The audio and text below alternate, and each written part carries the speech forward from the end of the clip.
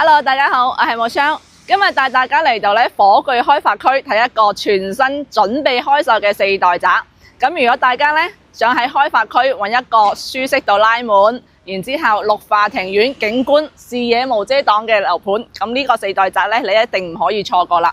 咁呢個係火炬開發區首個4代宅嚟嘅。OK， 咁我哋依家就嚟到雲山景，位於富日城 Top Park 呢度一個展廳位置啦。咁我哋頭先睇到啦，佢售樓部啊同埋樣板間都係未有開放啦，都係在建當中嘅。咁依家我哋嚟到呢度就可以詳細了解下佢嗰個平面啊各方面嘅戶型，咁樣同個銷售嗰邊去了解翻呢個詳細嘅信息。咁佢準備第一期開售嘅話就係位於呢個1棟啦，同埋2棟啦，係有89平方、109平方同埋119平方呢3個戶型嘅。樣板房嘅開盤時間預計就係8月份，同埋售樓部亦都係8月份會對外開放。咁同大家講完一啲基礎數據之後啦，咁我哋可以睇翻啦，佢呢一個樓盤其實係好多專利嘅配套喺度嘅。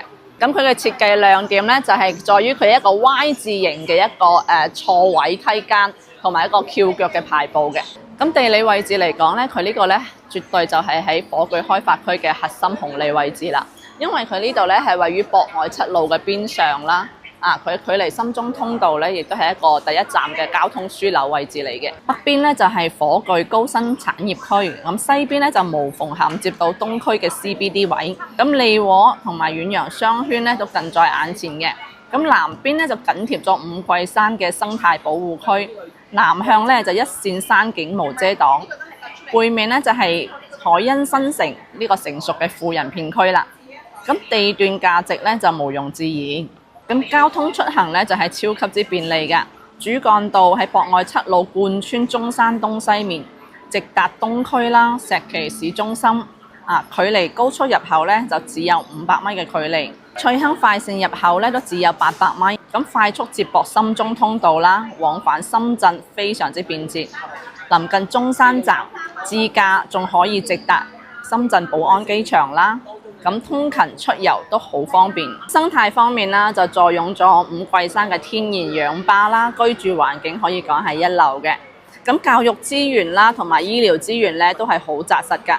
咁周邊環繞有幾中嘅三鑫海欣學校啦、紀雅學校、學海小學呢啲優質嘅公辦學校之外佢仲有社區嘅衛生站啦、火炬開發區、人民醫院、中山市人民醫院新院區都喺附近，守護全家嘅健康。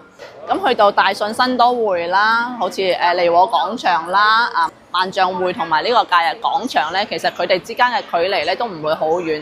最遠去到利和呢邊亦都只需要係20分鐘以內就可以直達㗎啦。咁周邊保利林宇啦、海欣新城等呢啲大型嘅成熟小區都喺附近嘅。居住氛圍比較濃厚，而且距離中山市博覽中心行政服務中心都係11分鐘嘅車程。咁市政配套都係高效便捷。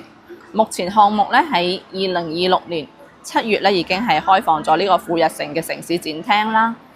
咁佢哋預算精裝報價大概就係16,000到17,000一平方嘅。咁開發商係直營銷售，冇中間商溢價，性價比都係好高嘅。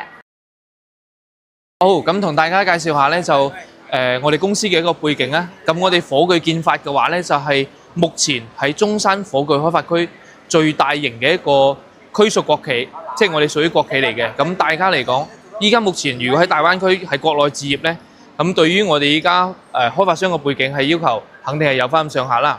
咁我哋國企嚟講呢，即係話有一定嘅保障，你唔需要擔心爛尾啊，同埋啲質量過唔過關。咁火炬建發嘅話佢就包括依家目前喺火炬區已經成立咗27年。目前嘅話喺全個區內經營嘅好多唔同產業，包括有我哋太陽城商圈啦，有呢個卓雅嘅呢個教育啦，仲有我哋火炬開發區嘅呢個醫院嘅一個5星嘅一個養老院啦，都係我哋火炬建發經營嘅。所以嚟講如果喺火炬買房，首選就係我哋嘅火炬建發啦。下邊同大家簡單介紹下我哋嘅戶型啦。我哋一共係有3個面積段嘅產品嘅。咁我哋第一個就係呢個89平方，做到4房2廳2衛嘅。咁呢個戶型咧，點解你可以做到4房咧？咁我哋係4代住宅嚟噶嘛。呢個戶型咧就係目前喺市面上咧係做到呢個即係剛需型嘅，亦都係屬於小剛需改善啦。咁我哋呢個89方咧，呢個整體戶型咧係做到4房2衛，同埋咧6.5米有個挑高6米嘅一個大露台嘅，6.5米闊嘅一個大型露台。咁作為依家呢個戶型嚟講咧，我哋係全部係做到獨立電梯到戶啦，所有嘅電梯廳都係自己可以用嘅喎。咁如果喺國內咧，你選擇剛需嘅產品咧，呢個係首選啦。